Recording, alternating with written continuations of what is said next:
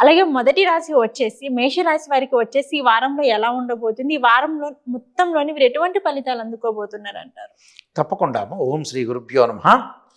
మేషరాశి వాళ్ళకు వచ్చేటప్పటికి ఈ వారంలో 23వ తారీఖు నుంచి 30వ తారీఖు వరకు కూడా ఈ వీక్లో గ్రహస్థితులన్నీ కూడా మనం చూసినట్లయితే మేషరాశి వాళ్ళకి ముఖ్యంగా ద్వితీయ స్థానంలో గురువు యొక్క సంచారం, అలానే జన్మంలో కుజుడు యొక్క సంచారం, అంటే రాస్యాధిపతి జన్మంలో ఉండటం, ద్వితీయంలో గురువు, అలానే తృతీయ స్థానం రవిశుక్రుల యొక్క సంచారం అనేది జరుగుతుంది. అలానే ఇంకా సహజంగా మేషరాశి వాళ్ళకి లాభస్థానంలో శని ఉండటం, వ్యయ స్థానంలో రాహు యొక్క సంచారం, అలా దానితో పాటు చతుర్థ స్థానంలో బుధుడు యొక్క సంచారం అనేది ఉంటుంది. ఆరవ స్థానంలో కేతు యొక్క సంచారం. అంటే రాస్యాధిపతి ఎప్పుడైతే జన్మరాశిలో ఉండటం, ద్వితీయంలో గురువు యొక్క ఫలితం వల్ల ముందుగా ఆర్థిక పరంగా ఆదాయం అనేది కలుగుతుంటుంది. ప్రతి పనిలో కూడా విజయం సాధించే అవకాశం ఉంటుంది. అనుకూలంగా ఉండే అవకాశాలు ఎక్కువగా ఉంటాయి. దానితో పాటు శరీరంలో కుజ ప్రభావం వల్ల శరీరంలో రుగ్మతలు, వాహనాల మీద వెళ్ళేటప్పుడు కొంత జాగ్రత్తలు తీసుకోవాలి. ప్రతిదానికి కూడా ఆవేశంతో, కోపంతో ఉండకుండా చాలా జాగ్రత్తగా ఆలోచన చేసి ముందుకెళ్ళటం అనేది మంచిది. దానితో పాటు తృతీయ స్థానం రవి యొక్క ఫలితం వల్ల ఉద్యోగ ప్రయత్నాలు సఫలీకృతం కావటం, ఉద్యోగంలో అనుకూలంగా ఉండటం, వివాహ ప్రయత్నాల్లో కొంత ఇబ్బందులు కలిగే అవకాశాలు ఉండటం, వ్యాపారపరంగా బుధుడి యొక్క ప్రభావం వల్ల వ్యాపారపరంగా అనుకూలమైన ఫలితాలు జరిగే అవకాశం ఉంటుంది. కేతుగ్రహ ప్రభావం వల్ల ధార్మిక కార్యక్రమాలు, తీర్థయాత్రలు, అలానే విందులు, వినోదాలు, బయటకు వెళ్ళటం, ప్రయాణాలు సాగించే అవకాశాలు మెండుగా ఉంటాయి.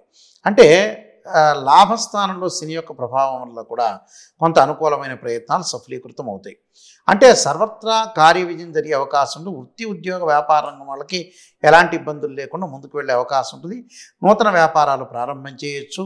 అలానే పార్ట్నర్షిప్, భాగస్వామ్య వ్యాపారం కూడా బాగా కలిసి వచ్చే అవకాశం ఉంది. విద్యార్థులకి మంచి అనుకూలంగా ఏకాగ్రతగా ఉండే అవకాశం, స్త్రీలకు కూడా అనుకూలమైన ఫలితాలు జరిగే అవకాశం ఎక్కువ ఉంటుంది. విదేశీయానం యొక్క ప్రయత్నాలు కూడా కొంత ముందంజలో ఉండే అవకాశం ఉంది. కోర్టు సమస్యలు కొద్దిగా పరిణితి చెంది కొద్దిగా ముందుకు వెళ్ళే అవకాశాలు ఎక్కువగా ఉంటాయి. కాబట్టి వివాహ ప్రయత్నాలు కూడా కొంత ముందంజలో ఉండే అవకాశం ఈ వారంలో ఉంటుంది. విద్యార్థులకు అనుకూలమైన కాలం, స్త్రీలకు కూడా అనుకూలంగా ఉండే అవకాశాలు ఖచ్చితంగా ఉంటాయి. అంటే గురుబలం అనేది బాగుంది వీళ్ళకి. గురువు చాలా అనుకూలమైన ఫలితాన్ని ఇస్తాడు. ఇక్కడ రవి కూడా అనుకూలమైన ఫలితాన్ని ఇవ్వటం జరుగుతుంది. కొంత శరీర రుగ్మతల విషయంలో కానీ దీర్ఘకాలిక వ్యాధులు ఉన్నవాళ్ళు కొంత జాగ్రత్త ఉండాలి. లాభస్థానంలో శని ఉండడం వల్ల ఆర్థిక ఆదాయం అనేది బాగా పెరుగుతుంది.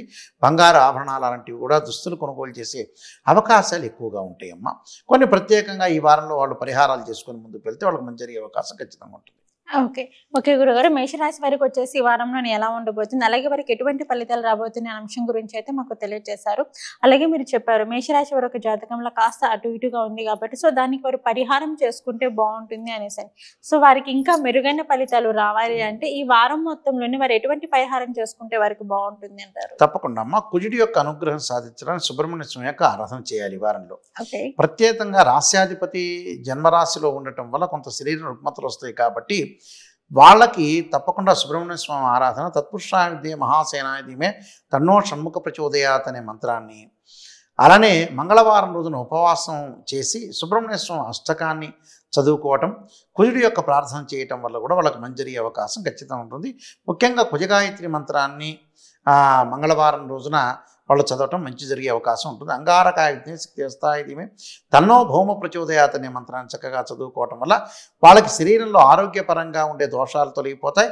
కొన్ని ప్రత్యేకంగా ఇబ్బందులు వచ్చే అవకాశాలు ఉన్నాయి కాబట్టి ఆ ఇబ్బందులు కూడా తొలగిపోయే అవకాశం అనేది ఖచ్చితంగా ఉంటుంది. కాబట్టి ఈ వారం అంతా కూడా వాళ్ళకి మంచి ఫలితాలు జరిగే అవకాశాలు కూడా ఎక్కువ ఉన్నాయి. ఆరోగ్యమైన మిగతావన్నీ మంచి ఫలితాలు జరుగుతాయి.